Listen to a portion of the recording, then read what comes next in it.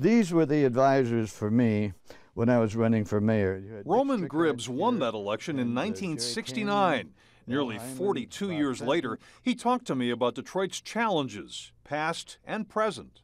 What was it like for you to see these census numbers?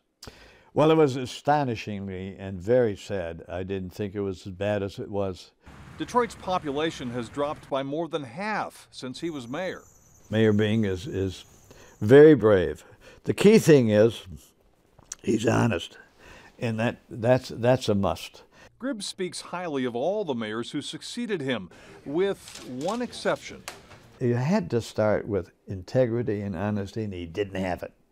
And it should have been known by the business community, and they should not have supported him. They should have supported anybody else. Gribbs says his ambition was to be a judge, not a mayor. He was born in Detroit in 1925 to Polish immigrants. They raised him on a farm in the Thumb. Grzyb, G-R-Z-Y-B, Polish spelling, and people would mix it up. My brother, when he became older, changed it to Gribbs, and then later I did. He joined the military police just after World War II, then received 2 degrees from the University of Detroit. Less than a year after the riots, he jumped into politics. Every spring, the newspapers would say, is this going to be another hot summer, like the riot in '67? It was devastating. Gribbs became Wayne County Sheriff in 1968, a job he thought would give him visibility for a judicial race. But a year later, he was in a race for mayor. He narrowly defeated future Secretary of State Dick Austin. I said to him at the beginning, let's not make race an issue. So he agreed. But racial tension was high. Mayor Gribbs' police chief launched a decoy unit called Stress, Stop the Robberies, Enjoy Safe Streets. It led to a rash of civilian shootings. We've got thousands of signatures from people inside of the city of Detroit who would call for the abolition of stress. Gribbs says the stress units were a good idea, but the program wasn't run correctly. That remains a lightning rod term. Yeah, it sure does. What's the story behind that? It got out of hand. It ran out of public support because of the carelessness on the part, over-exuberance on the part of some of the police. On Gribbs' watch, Detroit received an extreme skyline makeover, the Renaissance Center. In 1971, Henry Ford answered the mayor's call to develop land within view of the city-county building.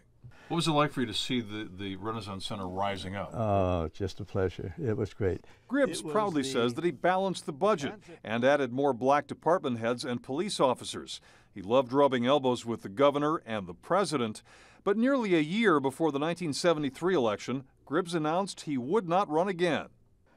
I had 5 children, and, you know, I, as mayor, could have gone to 3 or 4 meetings every night of the week, all year long. Gribbs went on to become a judge of the Circuit Court and the Court of Appeals. He still works part-time, doing mediations and case evaluations. I got to read some of these briefs. You look great. How are you feeling? Wonderful. My legs are giving me a little bit of trouble.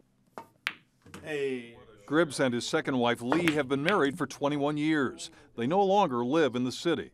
We needed a smaller house, and there were some B&Es. I had 3 of them in about 3 years. Ooh. Yeah, that hurt. But Roman Gribbs says the best years of his life were in Detroit, serving the public as a mayor and a judge. And his work continues. A pretty good 85 years, you would say. Thank you. I'm happy to agree with you. Yeah. I'm Roger Weber, Local 4.